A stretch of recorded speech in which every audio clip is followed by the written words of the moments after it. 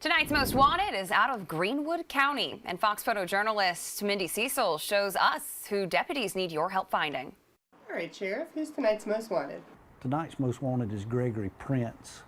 He's wanted for burglary, third-degree, malicious injury to property, and a breach of trust. This incident occurred back on January 28th of 2023 up in the northern part of Greenwood County. The individual kicked the door in on a garage. The owner came home, found a couple of motorcycles missing and some other items. And later, the individual saw the items placed on Facebook for sale, contacted the person that had them for sale, and then that information was given to law enforcement of who he bought the items from, and that's how we came up with the name of Mr. Prince. Has he ever been in trouble before? He has not. It's kind of odd that he has a first offense of this degree of stealing motorcycles, and hopefully he'll turn himself in and hopefully get his life turned around.